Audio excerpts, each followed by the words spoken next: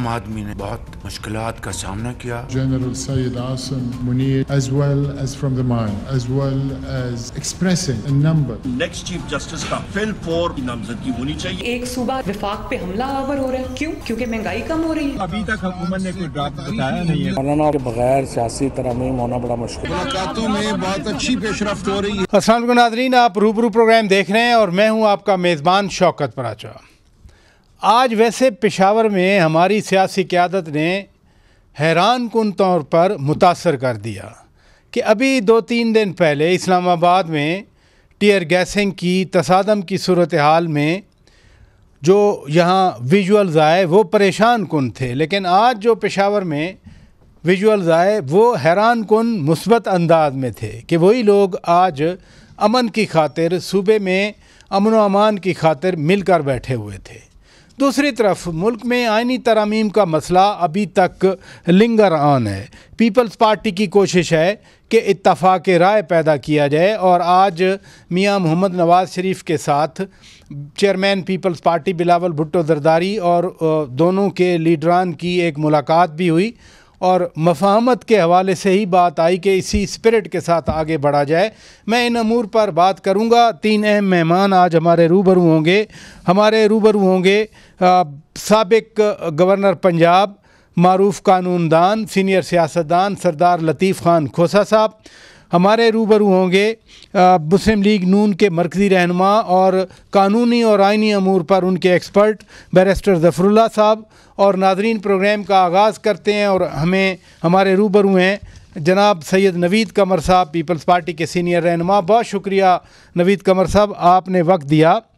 ये फरमाइए कि आप पीपल्स पार्टी की तरफ मिलते रहे हैं मौलाना फजलुर रहमान साहब के साथ भी, तो 26वीं तरामीम पास होने का कोई चांस है?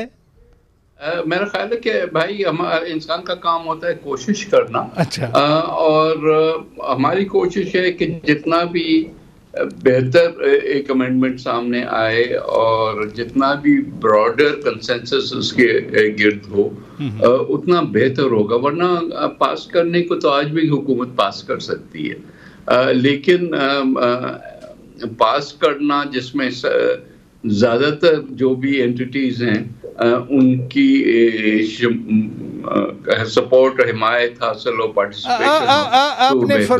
आपने फरमाया कि हुकूमत आज ही पास कर सकती है, तो क्या नंबर्स पूरे हैं? ये तो 2/3 मेजॉरिटी चाहिए ना, कौमी असेंबली में भी सेनेट में भी। जी, जो अपरेंटली इंडिकेट किया जा रहा है उसमें तो नंबर पूरे हैं। तो फिर आपके ख्याल में ये तरमीम कब तक पास हो सकती है? भाई ये तो टाइमिंग अगेन गवर्नमेंट और उसकी पार्लियामेंट्री लीडरशिप जो है वो तय करेगी, लेकिन अगर नंबर्स पूरे हैं तो होना तो इसी महीने में ही है, तो मेरा ख्याल है क्या हो जाएगा। आपने बड़ी खबर दे दी कि हुकूमत के पास नंबर्स पूरे हैं, हुकूमत चाहे तो आज पास कर सकती है। आपके चेयरमैन बिलावल भुट्टो जरदारी साहब वो पहले कहते रहे कि 25 अक्टूबर से पहले हो जाएगी, फिर उन्होंने कल परसों कहा कि टाइमलाइन मसला नहीं है। आज आप लोग मियां नवाज़ शरीफ के साथ भी मिले, तो फिर टाइमलाइन नहीं है तो फिर क्या मसला है? देखें, 25 अक्टूबर को क्या होना है? 25 अक्टूबर को जो मौजूदा चीफ जस्टिस साहब हैं वो रिटायर करेंगे और कोई एक नया चीफ जस्टिस जो है वो टेक ओवर करेगा। अनफॉर्चुनेटली जो लोग इस सारी चीज़ पे अटैक्स भी कर रहे हैं वो भी इस बात से कि वो पर्सन स्पेसिफिक बात कर रहे हैं कि जी वो होगा सीजे तो ये हो जाएगा और दूसरा होगा सीजे तो ये हो जाएगा, जबकि हम इंस्टीट्यूशनल बात कर रहे हैं। हम कह रहे हैं कि भाई अगर एक कॉन्स्टिट्यूशनल कोर्ट बनती है, इन प्लेस आती है, इट डजंट मैटर कि कौन उसका सरबराह होता है, लेकिन एक इंस्टीट्यूशन तो बन जानी चाहिए ना। तो इस वजह से ये क्या फर्क पड़ता है कि 25 से पहले हो या 25 के बाद हो। हालांकि मेरा ख्याल है कि हुकूमत भी कोशिश कर रही है कि 25 से पहले ही हो जाए और 25 से पहले ये हो जाएगा। लेकिन अगर हम शख्सियात पे फोकस ना रखें और जो है इंस्टीट्यूशन पे रखें तो फिर कोई फर्क नहीं पड़ता ना। आप फिर बड़ी खबर दे रहे हैं कि 25 से पहले आईनी तरमीम पास हो जाएगी। आप खुद मौलाना फजलुर रहमान से मिलते हैं पीपल्स पार्टी की तरफ, आप बाहर आते हैं मिल के तो आप खुश होते हैं। गुज़श्ता रात PTI के सीनियर लीडर्स गए थे, वो बाहर आए तो उन्होंने कहा कि हम मुतमईन हैं। तो ये मौलाना फजलुर रहमान साहब क्या चाह रहे हैं? नहीं देखिए ना, मौलाना साहब तो जाहिर है हर एक का अपना अपना पर्सपेक्टिव, अपना मैनिफेस्टो, अपना बैकग्राउंड होता है। तो वो भी यही चाहेंगे कि जो चीज़ें उनके मंशूर में हों उसको अकोमोडेट किया जाए।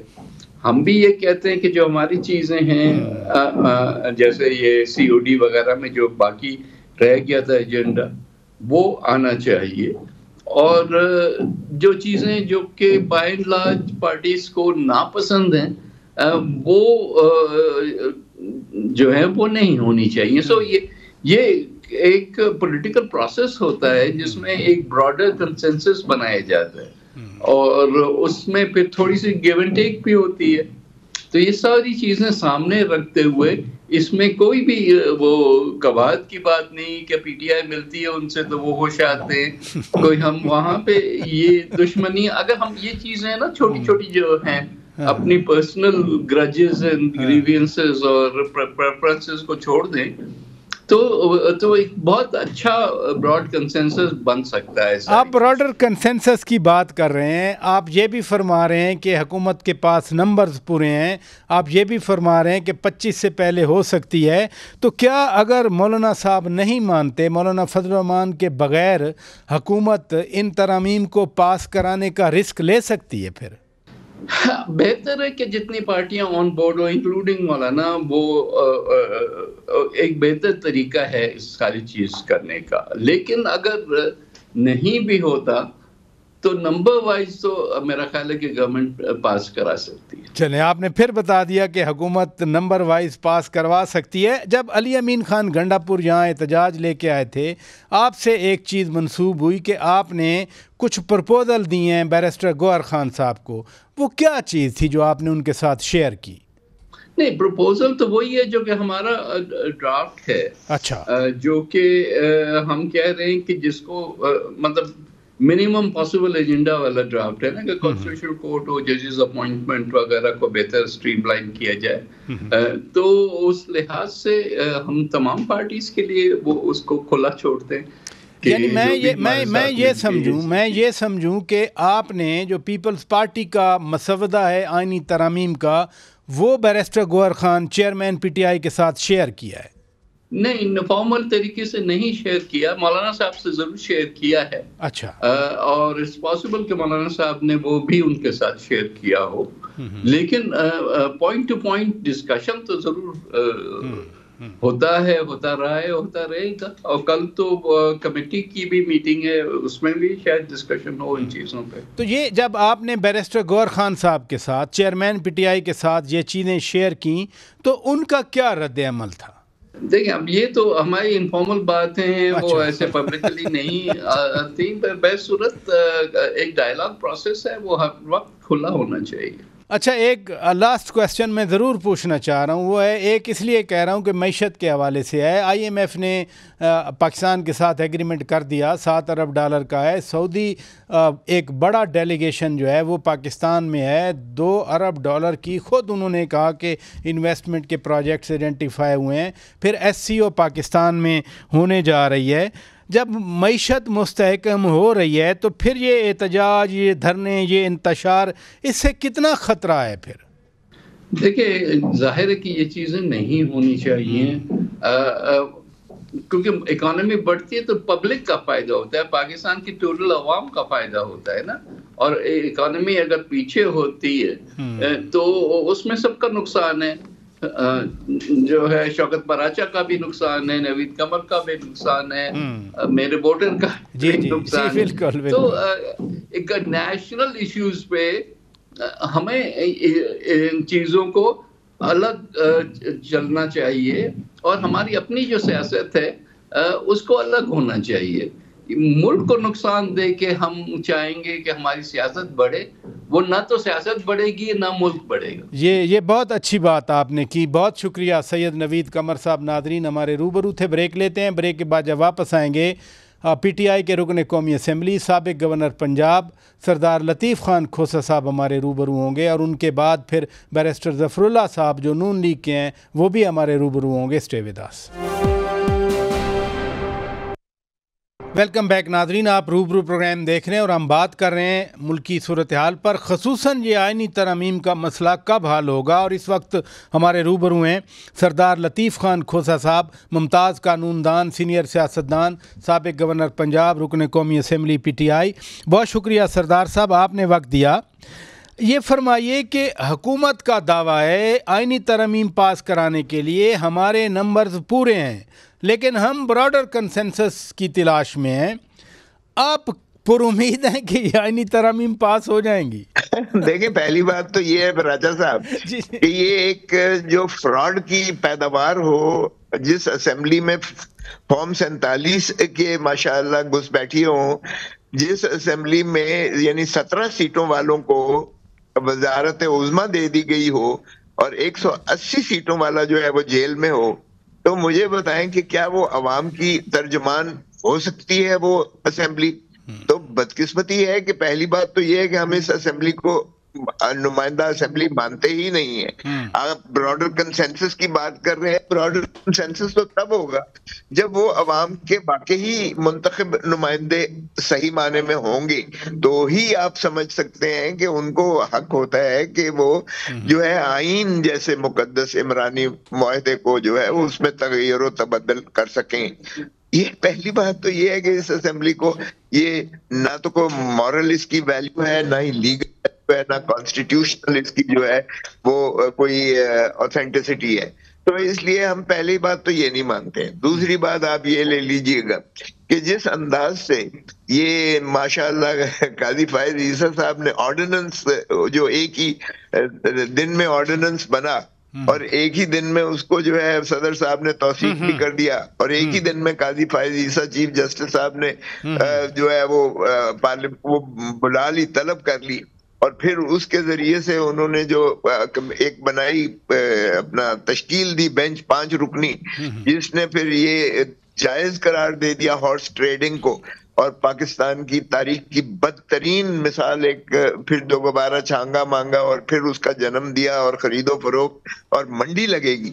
तो मुझे बताएं कि ऐसे में क्या ब्रॉडर कंसेंसस की तरफ जाए? लेकिन सरदार साहब जो हुकूमत है, ख्वाजा आसिफ साहब ने उस खतरे से आगाह किया कि 25 अक्टूबर के बाद हमें ये टॉपल करने की कोशिश कर सकते हैं, उसको उस पर मोहर लगाई फिर सैयद असद कैसर साहब ने, जिन्होंने कहा कि दिसंबर में हमारी हुकूमत आ जाएगी, क्योंकि 25 अक्टूबर के बाद जस्टिस मंसूर अली शाह साहब ने चीफ जस्टिस बनना है। तो वो ऐसा क्या करेंगे जिसकी वजह से हुकूमत को ख़तरा महसूस हो रहा है, और असद कैसर साहब कह रहे हैं कि हमारी हुकूमत आ सकती है? फिर देखें राजा साहब, एक बात तो ये है कि मुल्क मफलूज होके रह गया है, कंटेनरिस्तान बना दिया है। क्या आपका क्या ख्याल है कि हम एहतजाज को बंद कर देंगे? ये अवाम की जो है एक अमानत है, इमरानी मुआहदा पाकिस्तान की यगानगत, पाकिस्तान की जो है वहदानियत की एक जमानत है। जो जितने जितने डिक्टेटर्स आए, मार्शल लॉ लगे, उसमें भी खिलवाड़ किसी ने नहीं किया है जो अब खिलवाड़ होने जा रहा है आइन के साथ। तो जाहिर है कि हम मुल्क के जामिन भी हैं और मुल्क को हम तोड़ने भी नहीं देंगे। कैसे नहीं होने देंगे आप? मसलन आप समझते हैं कि मौलाना फजलुर रहमान की वजह से ये आइनी तरामीम रुक जाएंगी, या फिर मौलाना फजलुर रहमान साहब अल्टीमेटली वोट दे देंगे आइनी तरामीम के हक़ में? आपके लोग जब मिल के आते हैं तो आप लोगों को क्या बताते हैं? देखिए राजा साहब, जब भी कोई रिटायरमेंट पे आता है, एक पाकिस्तान में हिजानी कैफियत जो है वो बर्पा कर दी जाती है, और कोई भी यानी इज्जत से और अपने म्याद पूरी करके जाना नहीं चाहता है। जाने क्यों ये रीत पाकिस्तान में पड़ गई है? दुनिया में तो कहीं ऐसी नहीं होती है। वो बड़े खुश असलूबी के साथ जो है खुदा हाफिज कह के इज्जत और तकरीम के साथ अपना अलविदाई जो है वो इशाइये लेकर और गिफ्ट्स लेकर वो जाते हैं और शुक्र करते हैं अल्लाह ताला का कि अल्लाह ने इज्जत से जो है हमें सुरखरू करके रिटायरमेंट की खिदमत का मौका दिया और हम घर जा रहे हैं। ये एक फर्द वाहिद के लिए हो रहा है।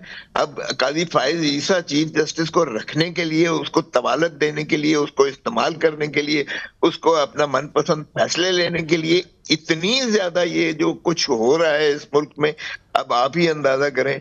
मैं क्या कहूं इसमें, वो खुदा का खौफ करें, मुल्क को चलने दें, जमहूर को इज्जत दें, रियासत को इज्जत दें, अवाम को इज्जत दें, धरती माँ से प्यार करना सीखें। ये क्यों एक ऐसी कैफियत पाकिस्तान में तारी कर रहे हैं और कर दी है जिसमें पाकिस्तान आप एहतजाज की बात कर रहे थे, लेकिन अली अमीन खान गंडापुर अभी चंद दिन पहले यहाँ डी चौक में आए, डी चौक की बजाय वो केपी हाउस में चले गए। फिर आज हमने देखा कि पेशावर में वही वज़ीर दाखिला मोहसिन नकवी साहब बैठे हुए हैं, वही गवर्नर साहब बैठे हुए हैं, आला सतह का इजलास हो रहा है। ये भी तो हमारी सियासत का एक पहलू है ना। देखें फराजा साहब, एक तो 4 करोड़ जो है सूबा खैबर पख्तूनख्वा की आबादी है। आपको पता है पश्तून कितना बागैरत है और हर एक शख्स मुसल्ला होता है। ये पंजाब की तरह आप किसी के घर में चार दीवारी में घुसकर उसकी माँ बहन बेटी को उठाकर और इस तरीके से जो है वो पश्तून नहीं करने देगा। खैबर पख्तूनख्वा में ये नहीं होगी। अगर उसके वजीर आला को इस अंदाज से हमारे जो है केपी के हाउस को सील कर दिया गया है, तो मुझे बताएं कोई वफाक की ये खिदमत हो रही है या वफाक को तोड़ने का जो है ये अज़्म कर लिया है जिन्होंने भी ये हरकत की है। तो 4 करोड़ अवाम को आप अगर इश्तियाल दिला रहे हैं इस अंदाज से, तो ये तो मैं समझता हूं कि हमारे चीफ मिनिस्टर खैबर पख्तूनख्वा का ये बड़ापन है कि उसने नहीं डिस्क्लोज किया, वगरना ये फसाद ऐसा मचता कि आप खाना जंगी की तरफ हम चले जाते। लेकिन उसने फिर भी भरम रखा है और रियासत को वो नहीं चाहता नुकसान हो। और पाकिस्तान तहरीक इंसाफ चाहती है कि पाकिस्तान फले फूले, पाकिस्तान में जो है जमहूरियत और आइन की बालादस्ती हो और रूल ऑफ लॉ इसमें जो है नाफिज किया जाए। यही एक पाकिस्तान तहरीक इंसाफ की ख्वाहिश है और इसीलिए इमरान खान बाबा सलासल है और आज भी जेलें भुगत रहा है। वो अवाम को सही माने में मुक्तदर करना चाहता है, आइन की जो है बालादस्ती को तस्लीम करवाना चाहता है और रूल ऑफ लॉ इस मुल्क में हो। आइन के हवाले से आपने फिर आइन की बात की। आपने बिलावल भुट्टो जरदारी साहब कह रहे हैं कि आइनी तरामीम ज़रूरी हैं, आइनी अदालत ज़रूरी है, क्योंकि बकौल उनके कि जस्टिस मंसूर अली शाह साहब चीफ जस्टिस बनकर फिर अदालत में मौजूद सियासी जजेस को कंट्रोल नहीं कर पाएंगे। साकिब निसार को भी तो कोई नहीं कंट्रोल कर पाया था ना। देखें आर्टिकल 175(3) कहता है कि चीफ जस्टिस सदर पाकिस्तान जो है ज़ाहिर वजीर आजम की मशावरत पर ही सदर पाकिस्तान जो है सीनियर मोस्ट जज ऑफ द सुप्रीम कोर्ट को वो जो है चीफ जस्टिस का नोटिफाई करेगा।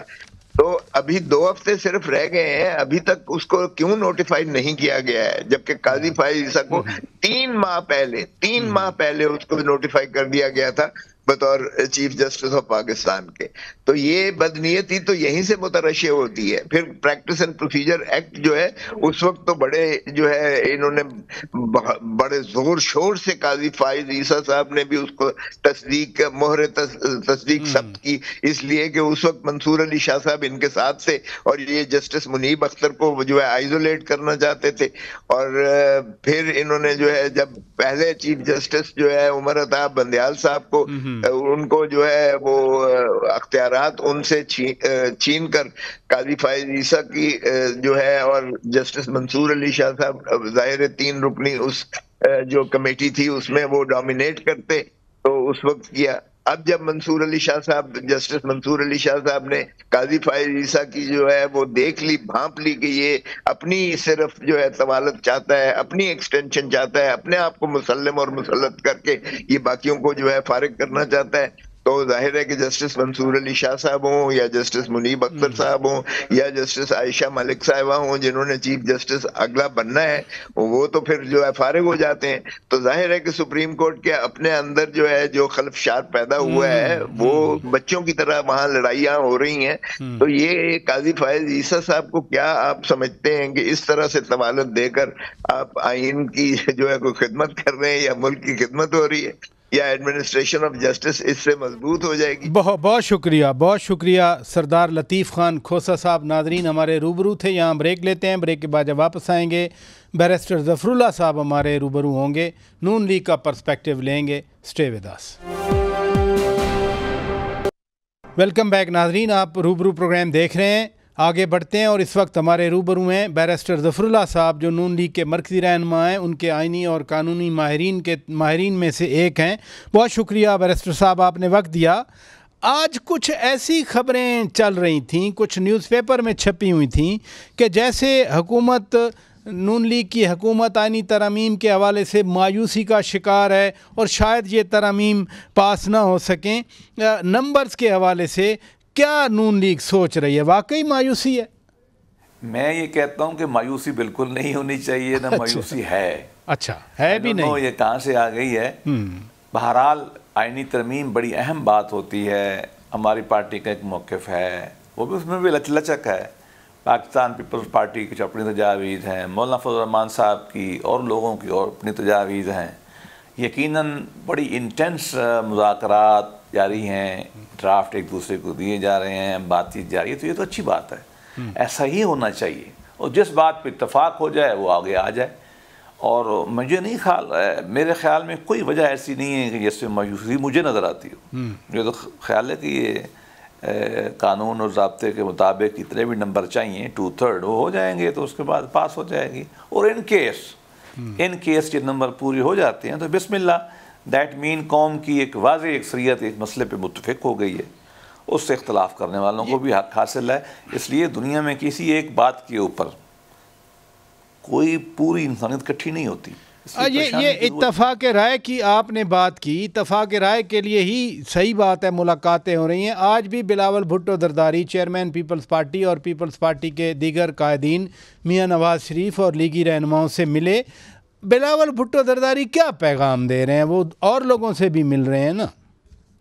देखिए, हम इतना फ़िलहाल बता सकते हैं कि पाकिस्तान पीपल्स पार्टी और पाकिस्तान मुस्लिम लीग का एक कमिटमेंट है और 2006 और 8 के ज़माने से है, वो ये है कि हमने आइनी अदालत बनानी है। कई दफ़ा पहले भी कोशिशें हुई हैं, जब 18वीं तरमीम आ रही थी जिसमें आइन में बहुत बड़ी तब्दीलियाँ की गई थी, आपसे बेहतर कौन जानता है। 2 ही तो बड़ी तरमीमें हुई आइन में, 8वीं और 18वीं। 8वीं में हुलिया बिगाड़ा गया, 18वीं में हुलिया को भी ठीक किया गया और जो एक कौम से वादा था कानून बनाने वालों, आइन बनाने वालों का कि हम आपको और सूबाई इख्तियारी देंगे, उस पर भी अमल किया गया। उस वक्त भी एजेंडे पे था, ये ड्राफ्ट में भी था, ये नहीं हो सका, इत्तेफाक नहीं हुआ कौम का। तो इसमें ना खुशी होती है ना बुरी होती है। हमारे आइन में जब बना रहे थे, अभी हम अपना मंशूर हमने फिर भी लिखा था, हम कोशिश कर रहे हैं। तो दोनों बड़ी पार्टियाँ फंडामेंटली बुनियादी तौर पर बहुत सारे मामलात के ऊपर इनका उत्तर एक जैसा है। हाँ, अलबत्ता मौलाना फजल रहमान की कुछ थोड़ा मामलात पे हमसे उत्तर मुख्तलिफ है। तो चैनल कई गुफ्तगू के थे, मुज़ाकरात के कई चैनल थे, ऐसे होते हैं पहले भी और ऐसे ही होने चाहिए कि मुख्तलिफ पार्टियाँ आपस में भी बात करें, उनके दूसरों से भी बात करें। तो बिलावल माशाल्लाह आपने उनकी गुफ्तगू सुन ली है, अभी क्वेटा में भी थी आगे पीछे, तो वो बहुत क्लैरिटी के साथ बात करते हैं। बिल्कुल। और उन्होंने बताया है कि हम क्यों चाहते हैं। वो मतलब हमारी पार्टी का तो मौक़िफ़ डिक्लेयर्ड है, उनका भी डिक्लेयर्ड है।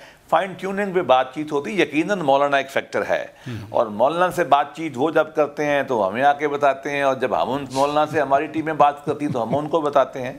बल्कि इसके अलावा भी छोटी कई पार्टियों से बात चल रही होती, चलती रहनी चाहिए। ये हुस्न है जमहूरियत का। ये इसको आपकी ज़बान में, आप जिस इलाके से है ना, पर पंचायत होती है तो कई सतहों से बात हो रही होती है। तो मैं तो चीज़ों से खुश होता हूँ कि लीडर आपस में मिल रहे हैं, बातचीत चल रही है, कोई एक तहफ़्फ़ुज़ करेगा। ये परे पंचायत की आपने बात की, आपने ये भी कहा कि आपके लोग मौलाना फजल रहमान साहब से मिल के आते हैं तो वो पीपल्स पार्टी को बताते हैं, पीपल्स पार्टी वाले मौलाना साहब से मिल के आते हैं तो वो आपको बताते हैं। तो ये फरमाएं कि फिर मौलाना फजलुर रहमान साहब की क्या शराइत या मुतालबात सामने आए हैं? मौलाना एक तो बहुत बड़े लीडर है जी जी माशाअल्लाह, दूसरा है मेरे जाती मेहरबान है जी। हमारे मुल्तान में वो पढ़े हैं, रहे हैं, जी जामिया कासिम उल उलूम में, बिल्कुल मौलाना से खानदानी तल्लुकात हैं। मैं तो कोई एक इशारा भी नहीं करूंगा जिसमें मौलाना साहब के बारे में कोई बात ऐसी हो जो उनको नापसंद गुजरे। मेरी जाती तल्लुक उनसे अकीदतमंदी इतनी है, लेकिन वो बहुत ज़ीरक सियासतदान है। जी बिल्कुल बिल्कुल, मुश्किल ज़ाती तौर पे नहीं, जो हालात मुराद ये है कि उनका जो वोट बैंक है वो जनूबी अजला ऑफ KP में है। वहाँ आजकल पता ही है कि हत्ता के चीफ मिनिस्टर साहब जो हैं हमारे, वो जो है गंडापुर साहब, वो भी वहीं के हैं और वो वहाँ नहीं जा सकते, हालात ख़राब हैं। उनका दूसरा वोट बैंक शुमाली बलूचिस्तान में है, तो वहाँ लॉ एंड ऑर्डर कितने प्रॉब्लम है। और KP में जो गवर्नेंस है उसके ऊपर मौलाना के शदीद तहफ़्फ़ुज़ात हैं। बस मैं इतना बता सकता हूँ, और बिल्कुल जायज़ तहफ़्फ़ुज़ात। अच्छा। क्योंकि वहाँ गंडासे तो चल रहे हैं, हुकूमत कोई नहीं चल रही, तो मौलाना को तहफ़्फ़ुज़ात हैं, हमें भी हैं, लेकिन बहरहाल कानूनी ज़ाब्ते हल निकालने हैं। और इंशाअल्लाह मुझे तो यकीन की हद तक मैं ज़ाती तौर पे कह सकता हूँ कि मौलाना को हम साथ लेके चलेंगे और मौलाना की विज़डम से हम फ़ायदा उठाएंगे, और इंशाअल्लाह ये काम मुल्क के हक़ में बेहतर होगा। ये मुल्क के हक़ में बेहतर होगा। लेकिन ये फरमाइए कि आज उमर अयूब खान कह रहे थे कि इसी सुप्रीम कोर्ट में एक सेपरेट आइनी बेंच बना दिया जाए, बजाय इसके कि एक और आइनी अदालत बने। और आपसे पहले सरदार लतीफ़ खान खोसा साहब कह रहे थे कि जस्टिस मंसूर अली शाह साहब का बतौर चीफ जस्टिस पाकिस्तान नोटिफिकेशन जल्द निकाला जाए। इस पे क्या कहते हैं आप लोग? हाँ, ये जो उन्होंने बात की है, मैं इस पे कानूनी राय दे सकता हूँ, मैं पार्टी की राय नहीं दे सकता। इंडिया में ये तजर्बा हुआ है कि एक 5 रुकनी बेंच जो है, एक स्टैंडिंग बेंच जो है वो रहता है, और वो जो है वो फैसले करता है आइनी नौइयत के। लेकिन मेरा ख्याल में वो तजर्बा पाकिस्तान में नहीं हो सकता। उसकी वजह है, देखिए मैं आपको अमली मिसाल दूँ। जी जी, अब 2 मिसालें देता हूँ। पिछले 4-5 साल में आइनी मामलात जो 0.1% भी नहीं होते हैं, जो 0.1% नहीं होते, वो सुप्रीम कोर्ट का आधा टाइम ले जाते हैं। बाकी कौम रोल रही है सारी। मैं ये नहीं कह रहा सुप्रीम कोर्ट गलती कर रही है, मैं कह रहा हूँ कि सुप्रीम कोर्ट को बैक डाउन इतने केस दिए जाते हैं पॉलिटिकल नौयत के। सुप्रीम नैब का जो ला था, जी जी, कोई 90 से ज़्यादा समातें सुप्रीम कोर्ट ने की हैं। भाई सुप्रीम कोर्ट सबकी कौम की कोर्ट है ना, बाकी मसाइल मर्डर के नहीं सुनने उन्होंने, तो बैक डाउन हो गई है इन मामलात में। वो गलती हमारी है, सियासतदानों की है, लेकिन हम हर मामला ले जाते हैं वहाँ सुप्रीम कोर्ट में। दूसरी बात, 2-3 मेंबर बैठते थे, अता बंदियाल साहब, यादुल एहसन साहब, और एक साथ और बैठ जाता था, कोई साहब होगा वो भी, और वो पाकिस्तान तीनों जो रिटायर हो गए। आप नाम ले रहे हैं, जो अभी हैं उनका नाम नहीं ले रहे। मेरे भाई आईनी कोर्ट है, आईनी मसला है भाई, कोई सेंसिटिविटीज होती हैं कि नहीं होती? आप उसमें सिंध के भी फैसले किए जा रहे हैं, उनमें आप बलूचिस्तान को भी फारिग किए जा रहे हैं, KP को भी फारिग किए जा रहे हैं। 70-75 साल में तो सुप्रीम कोर्ट ने यही किए। लेकिन पार्लियामान एक तरह की सॉवरन है खुदा के बाद पाकिस्तान में। अगर वो 2/3 तादाद इकट्ठी कर लेती है, जो बहुत बड़ी तादाद है, बहुत बड़ी तादाद। इंग्लैंड में तो आईनी तरमीम के लिए सिंपल मेजॉरिटी चाहिए, लेकिन चलो अंग्रेज के मिजाज और है, हमारा मिजाज और है। हमने तो क्वालिफाइड मेजॉरिटी रखी है ना, 2/3, बहुत बड़ी है। दोनों हाउसों में सेपरेट होना, और जॉइंट हाउस में भी नहीं। अगर ये कौम इकट्ठी हो जाती है, जो हो जाए, तो बिस्मिल्लाह, आइए कौम आगे बढ़ जाएगी, हम तो खुश होंगे इससे। वैसे कौम के इकट्ठी होने से मैं ज़रूर बात करना चाहता हूँ। आज पेशावर में जिरगा हुआ। अब गवर्नर साहब वो पीपल्स पार्टी के रहनुमा हैं और साथ साथ मरकज़ की तरफ से अपॉइंटेड हैं। उसके बाद मोहसिन नकवी साहब वज़ीर दाखिला हैं, वो नून लीग की हुकूमत के हैं। अली अमीन ख़ान गंडापुर चीफ़ मिनिस्टर हैं, वो PTI के हैं। अहमल वली ख़ान वहाँ मौजूद थे, वो ANP के सरबराह हैं। मुझे तो मोहसिन दावड़ साहब भी नज़र आए इसमें। तो ये कितनी बड़ी पेशरफ्त है अमन व अमान के हवाले से। ख़ास तौर पर आप कह रहे थे ना कि मौलाना साहब के लिए जो कंसर्न हैं वो जनूबी अजला में या शुमाली बलूचिस्तान में जो अमन अमान का मसला है वो है। तो ये जिरगा सिंगल पॉइंट एजेंडे पे अमन अमान के मामले पे हुआ। आपने बहुत खूबसूरत से मुराद ये बहुत अहम बात की तरफ तवज्जो दिलाई है।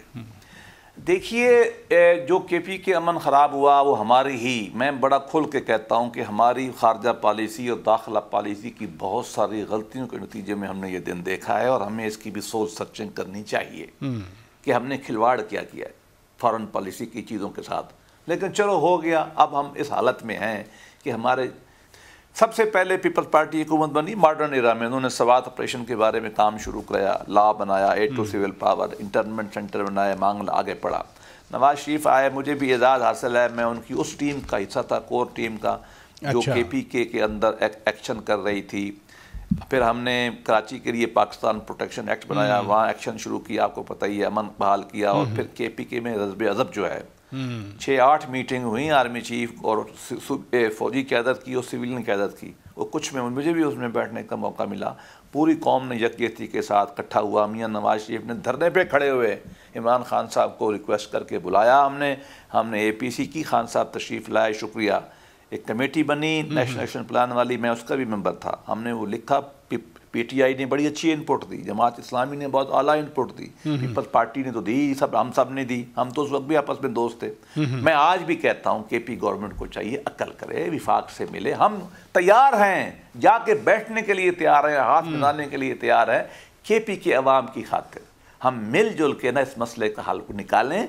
पठानों ने बहुत जुल्म सह लिया है, बहुत जुल्म सह लिया है, 79-80 से ऑनवर्ड, ये कोई 45-46 साल हो गए हैं, सूबे टूट चुका है। यकीन करें, मेरी माँ वहाँ की है, मैं वहाँ रोज जाता हूँ, यकीन करें बहुत बुरा हाल है पठानों का, उनकी खातून की इज्जतें महफूज नहीं है, बच्चे महफूज नहीं है, एक बच्चा मरे तो कौम की शहादत है, बस मैं तो ये जानता हूँ। बहुत शुक्रिया, आपने बड़ी पेशकश कर दी कि पूरी पार्टी या फेडरल गवर्नमेंट सूबाई हुकूमत के साथ अमन व अमान के लिए बैठने के लिए तैयार हैं। तमाम मेहमानों का शुक्रिया अदा करते हैं। नाजरीन, अपने मेज़बान शौकत पराचो को इजाज़त दीजिए। खुदा हाफिज़।